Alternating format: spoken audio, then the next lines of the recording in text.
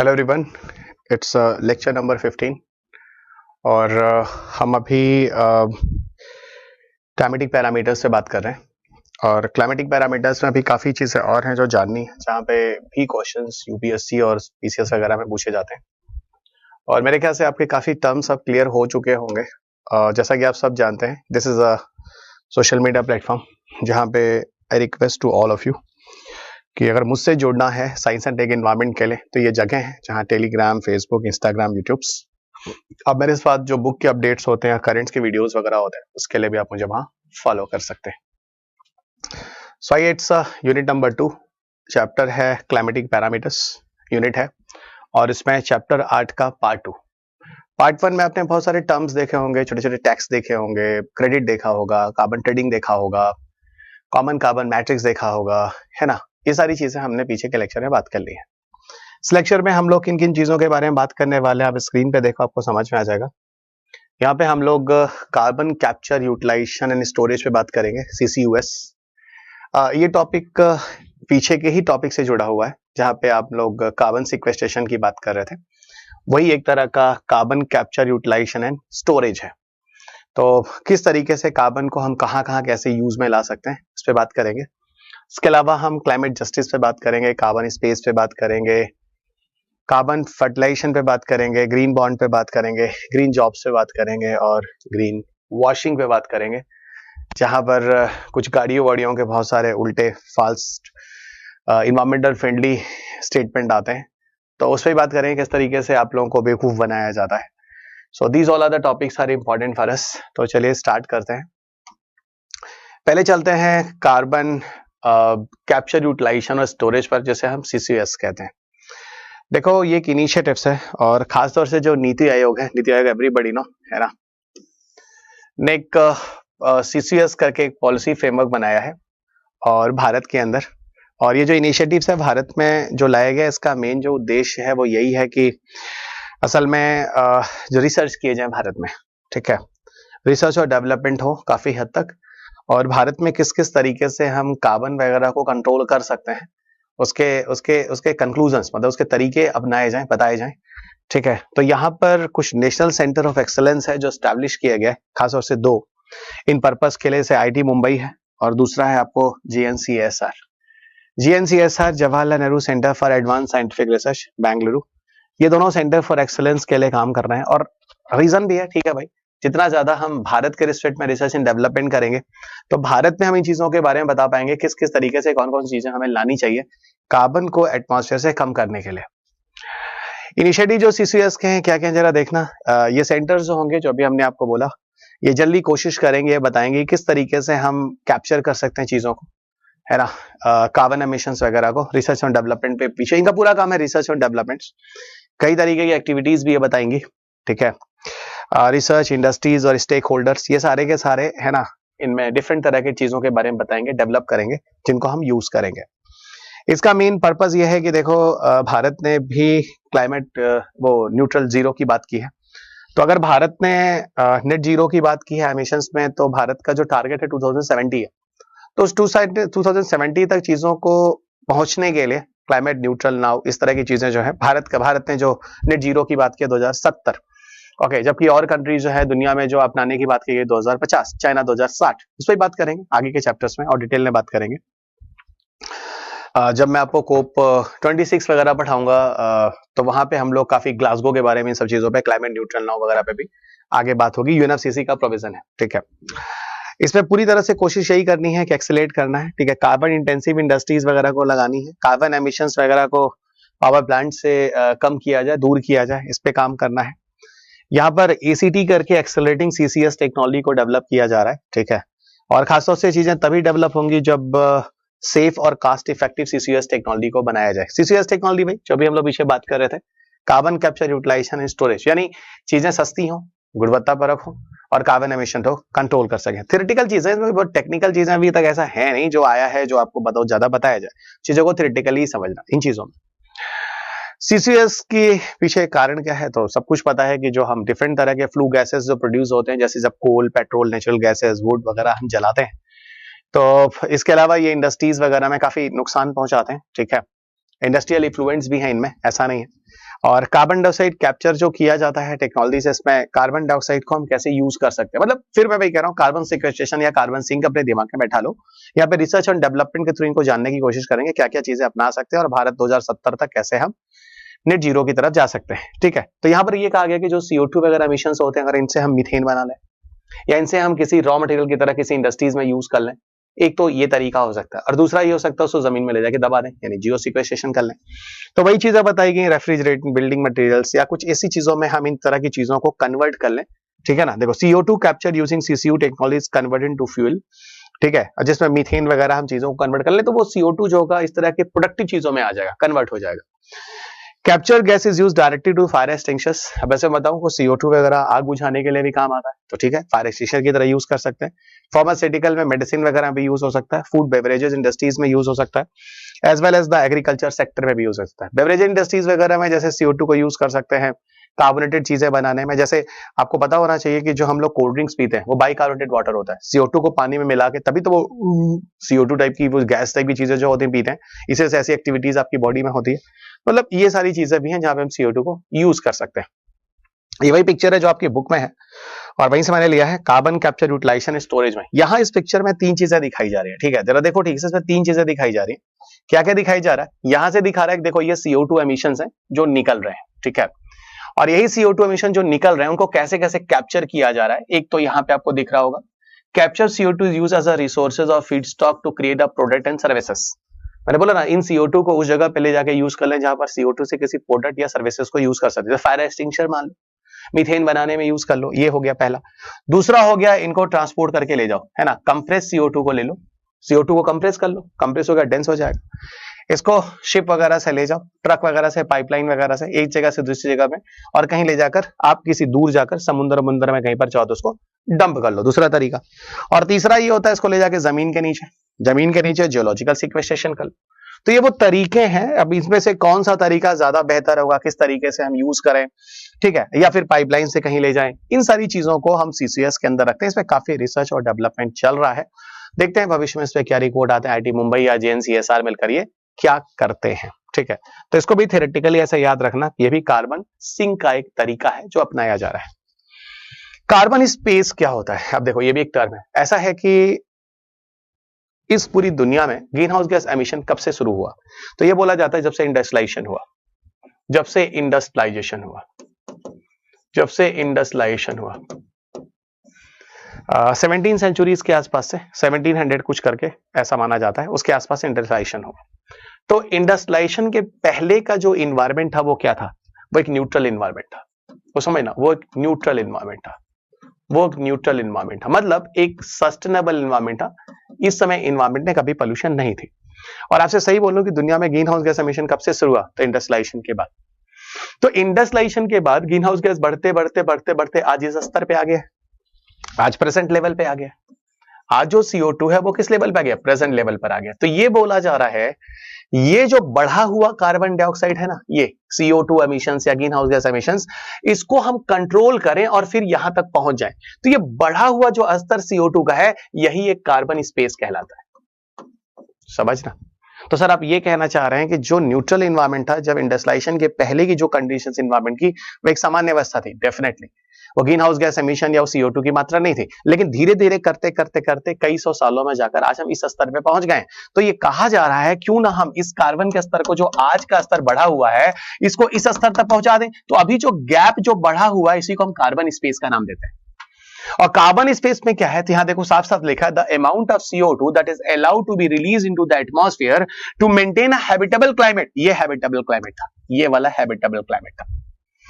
Okay, ये habitable climate था, और इसी को हम कहते हैं कार्बन स्पेस। इस गैप को याद रखना, कार्बन स्पेस क्यों जरूरी है।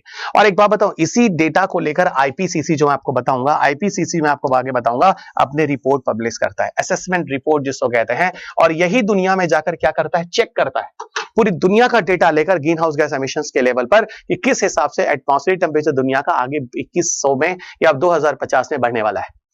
ठीक है, तो IPCC के डेटा वगैरह में काफी हद तक अच्छा रिजल्ट आएगा अगर हम कार्बन स्पेस वगैरह को जितना जल्दी कम कर सकें। ठीक है ना। और आईपीसीसी इंटर गवर्नमेंटल पैनल और क्लाइमेट चेंज पे हम लोग आगे बहुत डिटेल में बात करने वाले हैं। इसका टोटल AR6 तक के रिपोर्ट आ चुके हैं, असेसमेंट रिपोर्ट 6, उस पर भी बात करें। और ये असेसमेंट रिपोर्ट 6 वैसे भी it is very very important for your examination. ठीक है, आगे आइए, इधर आइए। कार्बन फर्टिलाइजेशन क्या होता है? देखो, एक फिनोमिना है जो ये कहती है कि जैसे से एटमॉस्फेयर में कार्बन डाइऑक्साइड का एमिशन बढ़ता है वैसे से दुनिया में प्रोडक्टिविटी बढ़ती है ना। बड़ा इंटरेस्टिंग। सर अभी तो हम जा रहे थे क्लाइमेट चेंज हो रहा है, पौधे मर रहे हैं। अब यहाँ पे एक और कॉन्सेप्ट आता है कि कार्बन डाइऑक्साइड के एमिशन के बढ़ने से कार्बन फर्टिलाइजेशन हो रहा है, यानी प्रोडक्टिविटी बढ़ रही है। कुछ ऐसी विशेष कुल के पौधे हैं जिनकी मात्रा इस अर्थ पे बढ़ने लगी है। यहाँ तक कि आर्कटिक ग्रीनिंग टाइप के स्टेटमेंट आ गए हैं, उस पर भी बात करेंगे, जो कि नदर्न हेमिस्फीयर की तरफ देखने को मिला है, यानी वहां पर पेड़ पौधों की मात्रा बढ़ने लगी है। अब यहाँ पे कुछ चीजें हैं जो समझाने की कोशिश करेंगे। असल में ऐसा होता है, ये कार्बन फर्टिलाइजेशन इफेक्ट है क्या? जैसा कि जैसे इन्वायरमेंट में CO2 का लेवल बढ़ रहा है वैसे वैसे क्या हो रहा है, फोटोसिंथेसिस वगैरह का स्तर पौधों के अंदर लगातार बढ़ रहा है। एटमॉस्फेयर है पहली चीज। और ये जो इफेक्ट है ना, ये इफेक्ट जो है वो कई तरीके से फायदेमंद भी है और कई तरह से निगेटिव भी है। साफ साफ आपको बताऊं, the effect varies depend on the plant species, temperature और availability of water and nutrients. इस पे काफी हद तक प्रभाव डाल रहा है। अब किस तरीके से पानी, न्यूट्रिएंट्स है ना, प्रोडक्टिविटी पे प्रभाव डाल रहा है, इसको हम लोग धीरे धीरे समझने की कोशिश करेंगे। और यहाँ पर ना आगे चलकर अभी मैं आपको कुछ विशेष तरह के पौधों के बारे में बताऊंगा, C3, C4 और कैम पौधे भी, उसको भी आपको बताता हूँ, क्योंकि ये भी एक अच्छा क्वेश्चन है। किस तरह के नेचर वाले पौधे हैं जो लगातार भविष्य में और ज्यादा उनकी प्रोडक्टिविटी बढ़ेगी, यानी कार्बन फर्टिलाइजेशन और ज्यादा इस तरह की चीजों में देखा जाएगा। इससे हो क्या रहा है? ठीक है भाई, इसकी वजह से जो है वो फोटोसिंथेसिस का रेट बढ़ रहा है, उसकी वजह से प्लांट की ग्रोथ ज्यादा हो रही है। अगर फोटोसिंथेसिस हो रहा है तो डेफिनेटली प्लांट्स का ग्रोथ हो रहा है। ठीक है, जिसको हम लोगों ने पीछे प्रोडक्टिविटी में केस में देखा था। ठीक है, अच्छा, अब यहां पर कुछ चीजें, from a quarter to half of the earth vegetation land has shown significant greening over the last 35 years। सोचो कितनी इंटरेस्टिंग चीजें हैं। साफ साफ कह रहा है पिछले 35 साल में 1/4 से लेके हाफ ऑफ द अर्थ की वेजिटेटिव लैंड जो हैं उसमें सिग्निफिकेंट ग्रीनिंग देखी गई है। अरे अब आप लोग कह रहे हो सर तो बड़ा कॉन्ट्राडिक्टरी लग रहा है।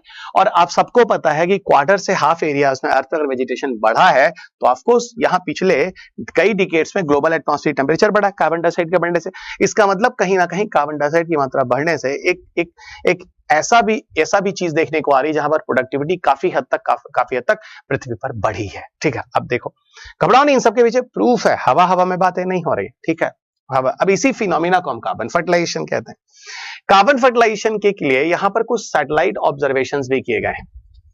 ठीक है ना, और ये बताया जा रहा है कि कार्बन डाइऑक्साइड के बढ़ने से कुछ ऐसे डेजर्ट एरिया जहां पर ग्रीनिंग आई है ना, ग्रीनिंग आई है, एक पहला रिपोर्ट। दूसरा, कार्बन डाइऑक्साइड जो है ग्रोथ ऑफ प्लांट्स को बढ़ाता है, कैसे, वो भी बात करेंगे। तीसरा, कार्बन डाइऑक्साइड फर्टिलाइजेशन होने से क्या होता है, जो वाटर वगैरह की एफिशिएंसी है, प्लांट वाटर यूज एफिशिएंसी बढ़ी है। डेफिनेटली पानी को लगातार प्लांट जमीन से ले रहे हैं, क्योंकि फोटोसिंथेसिस करने के लिए CO2 के साथ, एटमॉस्फेयर में CO2 के साथ जमीन से वाटर भी चाहिए। ये भी चीज समझ में आ रही है ना, ये भी चीज समझ में आ रही है। और आगे बढ़ो, इधर देखो, यहां पर कुछ चीजें हैं जरा समझना। कार्बन डाइऑक्साइड फर्टिलाइजेशन है ना, कार्बन डाइऑक्साइड फर्टिलाइजेशन कर क्या रहा है? ठीक है, सर्टेन केमिकल कंपाउंड्स है उनका फॉर्मेशन हो रहा है। डेफिनेटली अगर ग्लूकोज बढ़ रहा है तो सर्टेन केमिकल फॉर्मेशन हो रहा है। और इसकी वजह से देखना, some evidences suggest that the plants grown under the condition of carbon dioxide fertilization में increase the production of certain chemical compounds that make them more resistance to the some insects. अब मेरा ये कहने का मतलब है कुछ ऐसे केमिकल कंपाउंड्स भी बन रहे हैं, कुछ ऐसे केमिकल कंपाउंड्स भी पौधों के अंदर बन रहे हैं जो लगातार जब इंसेक्ट खा रहे हैं धीरे धीरे उनको उन केमिकल के अगेंस्ट में भी रेजिस्टेंस होता चला जा रहा है। ठीक है, या फिर जो आप केमिकल्स वगैरह खेतों में किसानों को डाल रहे, वो कीड़ों को डाल रहे मारने के लिए, उनमें भी रेजिस्टेंस देखने को मिल रहा है। ठीक है, क्योंकि बॉडी में जाकर वो चीजें इफेक्टिव नहीं हो रही हैं, क्योंकि उनकी इंसेक्ट की स्टेमिना बढ़ रही है लगातार समय के साथ। वो क्या होता है, धीरे धीरे हम लोगों को किसी दवा का रेजिस्टेंस क्यों हो जाता है, कोई छोटे छोटे लेवल पे चीजें आ रही होती हैं, हम उन चीजों को क्या करते हैं, खा रहे होते हैं, धीरे धीरे हमारी बॉडी उसको रिस्पॉन्स देना बंद कर देती है एक समय के बाद। अच्छा, आर्कटिक ग्रीनिंग की बात क्या थी? आर्कटिक ग्रीनिंग की बात वही थी कि समय के साथ ऐसा देखने को आ रहा है कि लगातार जो प्लांट ग्रोथ है वो इन एरियाज में बढ़ गए हैं। ठीक है, आर्कटिक एरियाज में। अच्छा, यहाँ पे ये भी बोला जा रहा है कि लगातार फोटोसिंथेसिस वगैरह की चीजें बढ़ेंगी तो जमीन वगैरह में जो जिंक वगैरह है जो लगातार पौधे एब्जॉर्ब करते हैं तो इनकी डेफिशिएंसी भी होगी। तो ये भी कुछ बोला जा रहा है, जिंक और आयरन डेफिशिएंसीज भी आगे भविष्य में देखे जा सकते हैं। यहाँ पर सबसे ज्यादा इंपॉर्टेंट जो कंसेप्ट है वो कुछ विशेष तरह के पौधे हैं जो मैं आपको बार बार कह रहा था, आपको बाद में बताऊंगा, है ना। ऐसा होता है दुनिया में 3 तरह के पौधे होते हैं ना। फोटोसिंथेसिस अगर हम देखें फोटोसिंथेसिस करके पौधे जो होते हैं वो क्या करते हैं, अपना फूड बनाते हैं, ठीक है।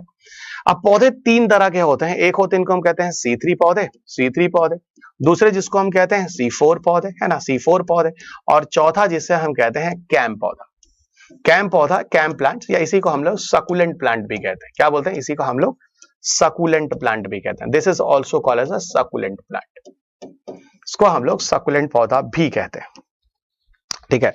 तो दुनिया में तीन तरह के पौधे हैं जो आपके सामने, C3 पौधे, C4 पौधे और कैम पौधे। ऐसा कहते हैं दुनिया में लगभग 80% पौधे जो होते हैं वो C3 किस्म के पौधे होते हैं। 15% प्लांट होते हैं दुनिया में वो C4 प्लांट होते हैं। लगभग 5% प्लांट ऐसे होते हैं जो कि सकुलेंट होते हैं, यानी डेजर्ट एरिया वाले होते हैं, है ना। और तीनों के तीनों पौधे फोटोसिंथेसिस में क्या करते हैं, अपने अंदर CO2 को लेते हैं और उनके अंदर CO2 फिक्स्ड होता है, CO2 का फिक्सेशन होता है और वही जाके ग्लूकोज बनाता है, फूड बनाता है।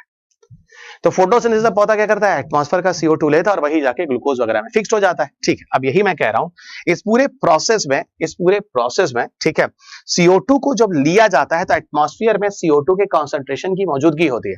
अगर एटमॉस्फेयर में CO2 का कॉन्सेंट्रेशन ज्यादा है तब भी फिक्स करने की एबिलिटी किसके अंदर है, फिक्सेशन की एबिलिटी किसके अंदर है, C3 पौधों के अंदर है।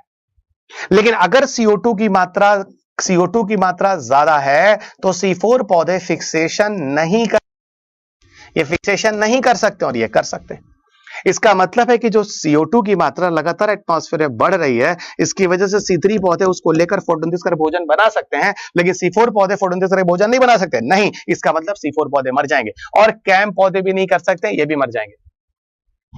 अब आप पूछोगे सर ऐसा क्यों, ऐसा इसलिए क्योंकि इनमें फोटोसिंथेसिस करने के लिए कुछ एंजाइम्स पाए जाते हैं। जैसे इनमें C3 पौधों में RUBP कार्बोक्सिलेज नामक एंजाइम पाया जाता है जो आपको जानना नहीं है, लेकिन कारण है तो इसलिए मैंने बता दिया। ये एंजाइम ऐसा एंजाइम होता है जो पौधे के अंदर, C3 पौधों के अंदर बनता है, जो कि जिसका फार्मूला C3 से स्टार्ट होता है, इसीलिए इसको हम C3 पौधा कहते हैं। यानी ऐसे पौधे जिनका फोटोसिंथेसिस के लिए उनके अंदर एक एंजाइम होता है RUBP कार्बोक्सिलेज, जिसका फार्मूला C3 से शुरू होता है। जैसे ग्लूकोज का फार्मूला C6H12 C6 से शुरू होता है, वैसे ही इसीलिए इनको पौधे को C3 पौधा भी कहते हैं।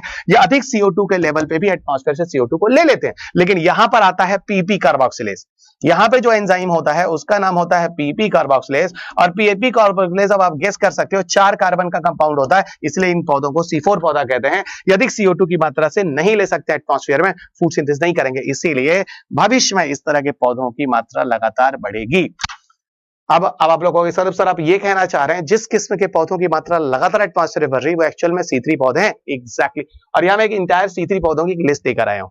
Serials, barley, oat, rice, wheat, अल्फाल्फा, cotton, eucalyptus, sunflower, soybean, sugar beets, potatoes, tobacco, chlorella, spinach, है ना। ये कुछ ऐसे एग्जांपल हैं जो C3 पौधों के हैं और जो ये फिक्सेशंस करते हैं, ठीक है, C3 पौधों के हैं जो ये फिक्सेशंस करते हैं। और आगे चलो, इधर आओ, धीरे धीरे चीजों को समझिएगा। अब देखिए क्वेश्चन भी 2018 में आपके पीडी में आया हुआ है। इनमें से कौन सा ऐसा रीजन है जो कार्बन फर्टिलाइजेशन के बारे में बेस्ट डिस्क्राइब करता है? तो यहां मुझे तो पहला ही दिख जाता है, increase the plant growth due to increase the concentration of carbon dioxide in the atmosphere. जो आपके नॉर्मल लोगों में, अगर किसी को कार्बन फर्टिलाइजेशन पहले से नहीं पता तो कहेगा ये स्टेटमेंट हो ही नहीं सकता, जबकि यही चीज तो कार्बन फर्टिलाइजेशन। इसीलिए कहता हूं हर जगह, अलग अलग जगह पर एटमॉस्फेयर के लेवल पे, इन्वायरमेंट के लेवल पे अलग अलग फिनोमिना, उसके पीछे कारण है, उसके हिसाब से आपको इन्वायरमेंट पढ़ना पड़ेगा। अब हम चलते हैं ग्रीन बॉन्ड्स की तरफ। बॉन्ड्स क्या होता है? जनरली सरकार वगैरह आपको जारी करती है, इसमें आपको एक सिक्योरिटी देती है और आप बॉन्ड्स लेते हैं। अब यहां पर जो बॉन्ड सरकार देगी वो आपको ग्रीन यानी इन्वायरमेंट फ्रेंडली चीजों के लिए दी जाएगी और इसी को हम ग्रीन बॉन्ड्स कह देते हैं। और ग्रीन बॉन्ड्स वैसे भी लोग थोड़ा इमोशनल हो गए इस तरह के बॉन्ड, इसलिए बॉन्ड्स क्या तरीका होता है, एक पैसा जनरेट करने का तरीका होता है, और उस पैसे को क्या करेगी सरकार अपनी जगह इन्वेस्ट करेगी, कहा इन्वायरमेंटल फ्रेंडली चीजों के लिए, और बॉन्ड्स में सरकार आपको एक सिक्योरिटी भी देती है। इस लेवल पर आपको प्रॉफिट मिल जाएगा, इतना इतना परसेंट आपको इस तरह का इंटरेस्ट मिल जाएगा, या फिर इसके हिसाब से आपको, मतलब यहाँ पे आपको प्रॉफिट होता है, यहाँ पे लॉस भी नहीं होता, यानी एक तरह की सिक्योरिटी है।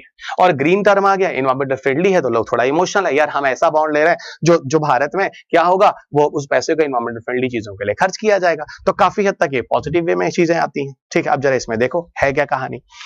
ग्रीन बॉन्ड्स की चीजों के बारे में अगर हम बात करें 2022-23 के आसपास से, है ना, चीजें थोड़ी पुरानी है लेकिन स्टिल इट इज इंपॉर्टेंट, क्योंकि आपके पेपर में भी ये क्वेश्चन आया नहीं है। 2022-23 में हमारे जो फाइनेंस मिनिस्टर होते हैं साफ साफ कहते हैं गवर्नमेंट ने प्रपोज किया है क्या, एक सॉवरेन ग्रीन बॉन्ड जारी करेगा। ठीक है, अब कितना था लगभग ध्यान नहीं आ रहा, 60,000 करोड़ या कितने का था, एक बॉन्ड जारी करेगा, 2 फेज में जारी करना था। ये पूरा का पूरा जो बॉन्ड होगा ये जनरली रिसोर्सेज वगैरह डेवलप करेगा, किससे जुड़ा हुआ, ग्रीन इंफ्रास्ट्रक्चर से, जिससे हम लोग 2070 तक जो कार्बन न्यूट्रलिटी है वहां तक पहुंचेंगे। ठीक है, सही बात है। अगर जैसे जैसे आप ग्रीन इंफ्रास्ट्रक्चर की तरफ जाएंगे, रिन्यूएबल की तरफ जाएंगे, उसी हिसाब से आप क्या होगा, एमिशन वगैरह को कंट्रोल करेंगे। ठीक है, और चलो, वैसे टोटल बॉन्ड गवर्नमेंट ने इश्यूज किया है 16,000 करोड़ के हिसाब से। देखो मैं कह रहा था लगभग 60,000 नहीं, 16,000 करोड़ के आसपास है। ठीक है, और ये समय के साथ बढ़ता है, ध्यान रखिएगा, बहुत ज्यादा फिक्स मत होइएगा, ये वैल्यू के हिसाब से नहीं। ये मैंने बोला जब शुरुआत में सरकार लाएगी तो 16,000 करोड़ के साथ लाई थी बॉन्ड। ठीक है ना, 2021-22 में ऐसा देखा गया कि सिंगल कंट्री नहीं है, लाइक यूएस, चाइना वगैरह भी वर्ल्ड वाइड लीडर्स है ग्रीन बॉन्ड्स वगैरह जो इशू करते हैं। ठीक है, तो ये यूएस और चाइना दुनिया में लीडिंग कंट्री है जो अच्छा खासा ग्रीन बॉन्ड इशू करते हैं। अच्छा, what is the sovereign green bond issue by RBI? RBI ने जो दिया यहाँ पे साफ साफ कह रहा है भाई द इंटरेस्ट जो अर्न होगा, यहाँ पे देखो, यहाँ पे आपको एक सिक्योरिटी तो दे रहे हैं। ठीक है, सिक्योरिटी दे रहे हैं। ठीक है, और ये लास्ट जो अपडेट है वो 10 नवंबर 2023 तक का है। ठीक है, जो लास्ट अपडेट अभी मेरे पास आया है। ठीक है, इसमें सरकार आपको कह रही है ठीक है हम आपको जो भी आएगा है ना, इसमें आपको डेफ सिक्योरिटी वगैरह देंगे, लेकिन हाँ जिसका जो इंटरेस्ट का प्रॉफिट आएगा उस पर सरकार टैक्स लेगी। ये भी मैं आपको क्लियर कर दूं, जो ग्रीन सेविंग बॉन्ड्स होंगे इज नॉट टैक्स फ्री, है ना, उस पे जो बॉन्ड्स पे जो आपको इंटरेस्ट आ रहा है it's not a tax free, याद रखिए। हाँ, लेकिन इसमें सिक्योरिटी आपको इतना प्रॉफिट मिलेगा, इधर परसेंटेज तो मिलेगा। ठीक है, लेकिन भाई सही बात है, अगर बैंक आपको इंटरेस्ट दे रही है कोई इस तरह का, तो उस पर आपका सरकार क्या उसका टैक्स लेती है। तो एग्जैक्टली वही चीज यहां पर भी होने वाला है। Okay, it is expected to hit the developing countries the hardest. ठीक है भाई, डेवलपिंग कंट्री के लिए इस तरह की चीजें थोड़ी मुश्किल है, लेकिन फिर भी क्लाइमेट चेंज के लिए ये सब चीजें अपनानी जरूरी है।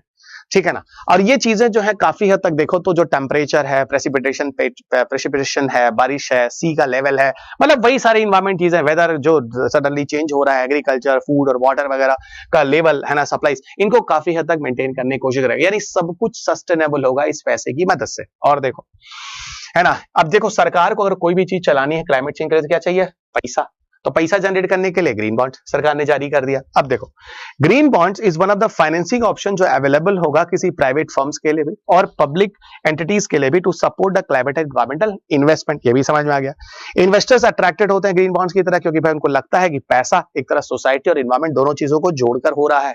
मैंने पहले बोला इमोशनल चीज है, इन्वायरमेंट नाम आ गया। अच्छा, what are the green bonds? 2007 में सबसे पहले दुनिया में ग्रीन बॉन्ड की शुरुआत हुई थी। ठीक है, वैसे ऐसा कहते हैं ग्रीन बॉन्ड में सबसे ज्यादा वर्ल्ड बैंक ने ही शुरुआत की है। ठीक है, शुरुआत में वर्ल्ड बैंक इसको काफी लेके इनिशिएटिव्स लेकर आया था। डेट इंस्ट्रूमेंट है एक तरह का, एक ऋण लिया जा रहा है आपसे, ये भी समझ में आता है, मैंने आपको बोल दिया। एक कैपिटल है जो जनरेट किया जा रहा है, पढ़ाया जा रहा है, किस नाम पे? ग्रीन प्रोजेक्ट्स के नाम पे। क्लाइमेट एनवायरमेंटल प्रोजेक्ट्स में इन्वेस्ट किए जाएंगे। ग्रीन प्रोजेक्ट्स वगैरह में जो चीजें होंगी वो डेफिनेटली रिन्यूएबल एनर्जी से जुड़ी होंगी, क्लीन एनर्जी से जुड़ी होंगी, यानी वो चीजें पूरी तरह से इन्वायरमेंटल फ्रेंडली होंगी, ये भी समझ में आता है। ग्रीन बॉन्ड्स का यूज कहां होगा? रिन्यूएबल एनर्जी में होगा, एनर्जी एफिशिएंसी चीजों को बनाने में होगा, बैटरी की चीजों में, क्लीन ट्रांसपोर्टेशन में होगा, रिस्पॉन्सिबल वेस्ट मैनेजमेंट में होगा, ये चीजें होंगी। और आगे बढ़ो, ग्रीन बॉन्ड्स जो होगा वो टैक्स इंसेंटिव्स के साथ होगा, वो मैंने आपको बता ही दिया। ठीक है, tax exemption and tax credits making them a more attractive investment, ये हो गया compared to comparable taxable bonds. These tax advantage provide a monetary incentive to tackle the prominent social issues such as, ये चीजें हो गई, बार बार repeat हो रही, आगे बढ़ते हैं। ठीक है, ब्लू बॉन्ड्स क्या होता है? कुछ नहीं, जैसे ग्रीन बॉन्ड्स आपको रिन्यूएबल इन सब चीजों के लिए, ब्लू बॉन्ड जो है वो समुद्र के लिए होगा, ओशन से रिलेटेड प्रोडक्टिविटी के लिए होगा, ओशन के through green house gas emission को कंट्रोल करने की कोशिश करेंगे, कार्बन सिंक करेंगे, उस तरह की चीजों के लिए जो बॉन्ड आया वो ये हो गया।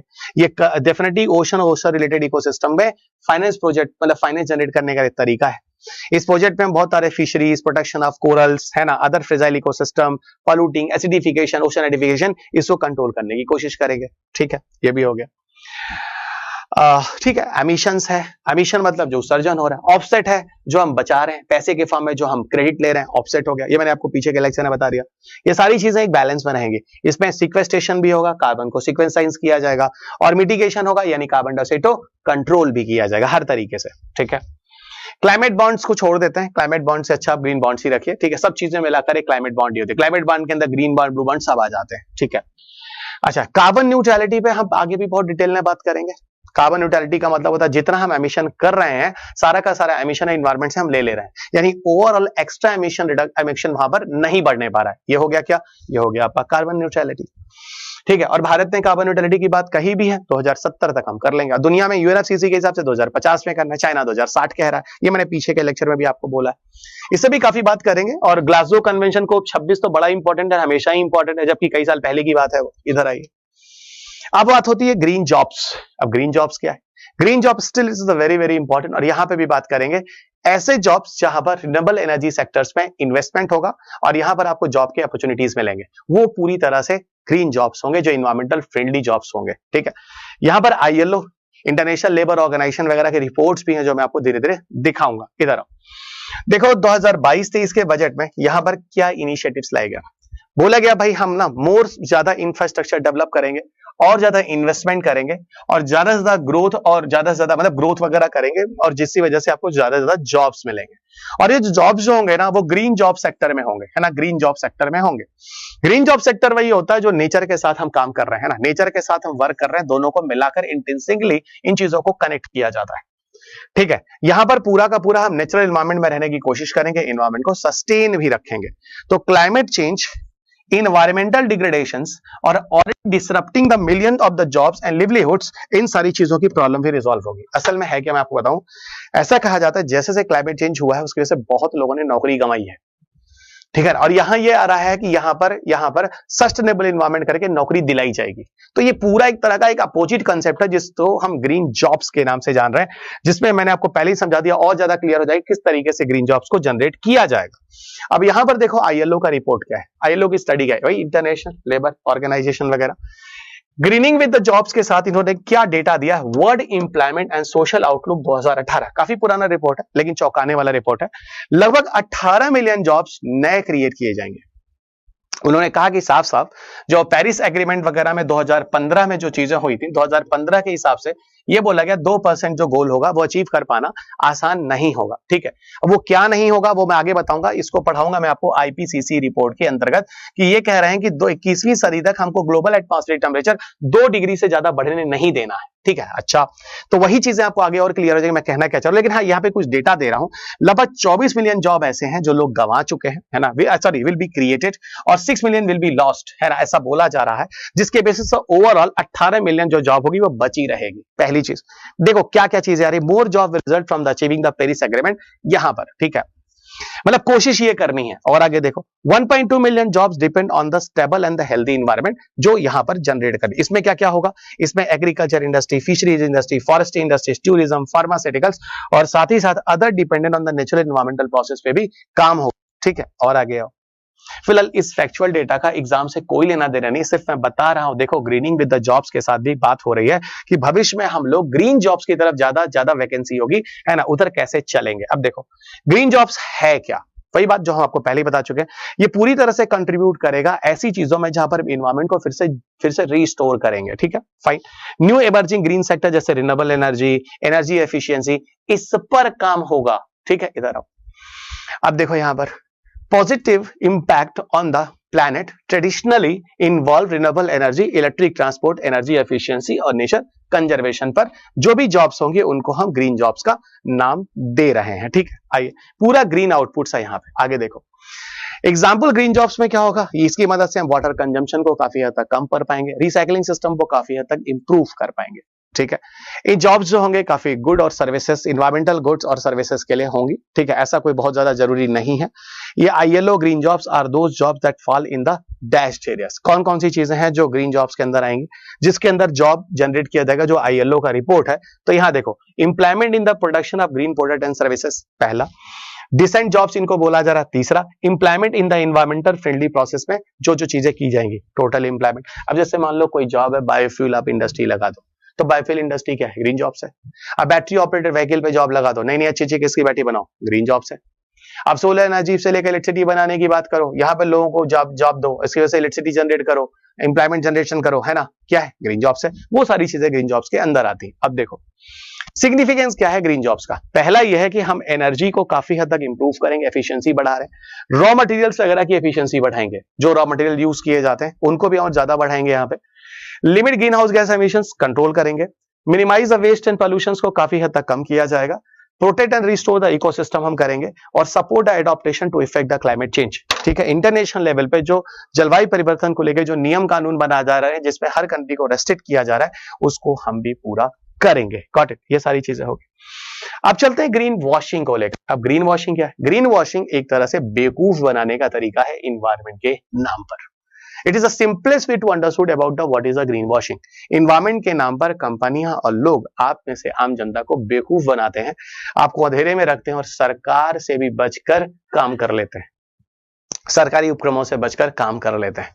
ठीक है, उन्हीं को हम कहते हैं, इस तरह की चीजों को ग्रीन वॉशिंग का नाम दिया जाता है। Green washing conveying a false impressions और प्रोवाइडिंग अ मिसलीडिंग इंफॉर्मेशन जो कंपनीज अपने प्रोडक्ट्स के लिए देती है ना, जो इन्वायरमेंटली साउंड कह के किसी प्रोडक्ट को मार्केट में बेचती है। फॉक्सवैगन का इशू भी आया था पीछे, आपने सुना होगा। ठीक है, ग्रीन वॉशिंग में होता क्या है? अनसस्टेन्ड, देखो अनसब्सटेन्ड है ना, अनसब्सटेन्ड claim to deceive the consumers into believing that the company's products are environmental friendly। ये कर वो मार्केट में चीजों को ले आते हैं। अच्छा, अब देखो ग्रीन वॉशिंग जो है लेवरेजिंग है the rising demand for the products. ठीक है, किसी प्रोडक्ट का लगातार क्या है, इन्वायरमेंट डिमांड, लगातार डिमांड बढ़ रहा है, लेकिन वो क्लाइमेट के चक्कर में क्या है, अपनी मशीन्स अपनी चीजों को मार्केट में नहीं ले पा रहे हैं, तो क्या करते हैं, this can encompass into 8 items that are marketed as a more natural, healthier, chemical free, recyclable, less wasteful और नेचुरल रिसोर्सेज के बेस पर ग्रीन वॉशिंग है ना, के बेसिस पर क्या होता है कि चीजों पर बेस होकर ही गवर्नमेंट किसी चीज को अलाउ करती है। ठीक, अब ये क्या कर रहे हैं, ग्रीन वॉशिंग को हम ग्रीन सिन भी कहते हैं। ठीक है, अच्छा, ये 1960s में इस तरह के शब्द को लाया गया। यहां पर early example awkward with in the hotel industries. ऐसा था, होटल इंडस्ट्रीज में क्या हुआ, देखो वो लोग क्या कर रहे थे, होटल में जो लोग जाते हैं वो टॉवल को यूज करते हैं, तो होटल वालों ने ये कहा कि भैया जो आप टॉवल को यूज करते हैं, आप हर दिन टॉवल बदलवाते हैं, आप ऐसा कीजिए उसी टॉवल को 4-5 दिन यूज कीजिए ना। ठीक है, इस तरह की चीजों को कर होटल वालों ने पैसे बचाने की कोशिश की, समझना भी है ना। और इसको उन्होंने कह दिया कि यहां पे मैं क्या कहना चाह रहा हूं कि हम पानी को बार बार यूज करेंगे, बार बार सोप को यूज करेंगे, बार बार टॉवल को धोएंगे। इस तरीके से उन्होंने कहा भैया देखो हम ना इन्वायरमेंटल फ्रेंडली होने की वजह से ये रिक्वेस्ट करते हैं कि उसी टॉवल को बार बार यूज करें 3-4 दिन तक, 5 दिन तक। ठीक है ना, इसको रोज चेंज मत कीजिए। तो यहां पर भी होशियारी क्या है, देखो ये है, hotel displayed notices in their rooms, उन्होंने लगाना शुरू किया, and urging the guest to reuse their towels under the pretence of the environmental conservation. वो कहकर उन्होंने एनवायरमेंट के नाम पर लोगों से कहा अपने टॉवल को 3 दिन यूज करो, क्योंकि however the primary motivations behind this move was to reduce the laundry cost, है ना, देखो पैसा बचा रहे हैं सब, है ना, hotels rather than the genuine commitment to the sustainability.